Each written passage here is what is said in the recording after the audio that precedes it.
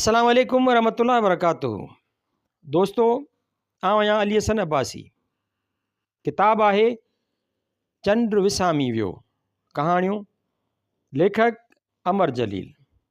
छापो पहिरियों मार्च 2009 ईस्वी, छापो ॿियो जनवरी 2011 ईस्वी, छापो टियों 2014 ईस्वी। छपाईंदड़ काछो पब्लिकेशन, कराची, सिंध। किस्त 10। 4 नंढड़ियूं कहाणियूं। कहाणी नंबर 1, इनाम। वो बेहद ग़रीब शागिर्द हो। किस कॉलेज मक़सद में बहितरीन कहाणी लिखण ते टालिस्टाए जे नावलनि जो सेट इनाम में मिलियो। अञा ताड़ियूं बि मस पूरियूं थियूं हूंदियूं जो हिन सरगोशीअ में चयो, हीअ किताब 50 रुपयनि में वठंदे? हैरत मां ॾांहुंसि निहारियमि। मूंखे ख़ामोश ॾिसी चयाईं, सुभाणे इम्तिहान जो फार्म भरणो अथमि, मूं वटि पाई बि कान्हे। मुंहुं वराए स्टेज ॾांहुं ॾिठुमि जिते ख़ासि महिमान ॿिया इनाम विरहाए रहियो। कहाणी नंबर 2, ख़तरनाक। चयूं त मज़दूरनि जे सालियाने मेड़ में कुझु ॻाल्हि आहे।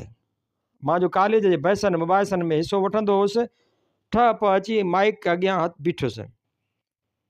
वॾनि वॾनि लेखकनि जूं रचनाऊं चाह मां पढ़ियूं हुअमि।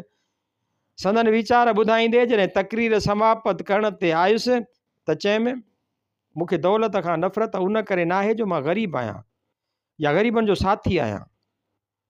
नफ़रत अथमि उन्हनि शाहूकारनि खां जन असांखे तालीम ऐं रोज़गार खां महरूम रखियो आहे। ख़ूब ताड़ियूं वॻियूं। जॾहिं माइक खां हटी दूर आयुसि त कंहिं चयो, असीं तोखे गिरफ़्तार कंदासीं। छो? खां पुछियुमि। चयूं, छो जो तूं ख़तरनाक थो लॻीं। मेड़ खां पोइ 2 लोही कड़ा मुंहिंजे ॿाहुनि में विझी पाण सां वठी वियमि। कहाणी नंबर 3, प्रैक्टिस।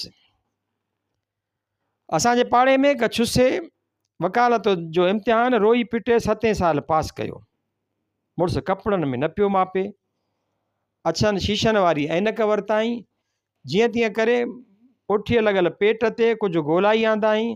नेठि सभु खेसि महापुरुष सम्झण लॻा, पर तॾहिं बि मुड़ुस जी वकालत न हली। ओचितो ग़रीब पाड़ेसिरनि ते कूड़ा केस करणु शुरू कयाई।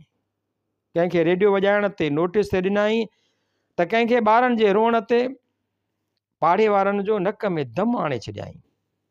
संदसि दोस्त सम्झाईंदे चयुसि, यार ईअं त न कर। जवाबु ॾिनाई, प्रैक्टिस करणु ॾोह आहे छा। कहाणी नंबर 4, दुआ। हू जॾहिं ग़रीब ऐं मुफ़लिस हो तॾहिं अलाह खे ॿाॾाए चवंदो हो, मौला दौलत ॾे त हज करियां। ओचितो संदसि दोस्ती कंहिं स्मगलर सां थी, जंहिंजो वॾनि वॾनि कारखाननि में वॾो हिसो हो। जॾहिं ख़ूब दौलत कमाए वरिताई तॾहिं ॿाॾाइणु छॾे ॾिनाई ऐं उन्हनि पैसनि मां पेरिस हलियो वियो। 1964 ईस्वी।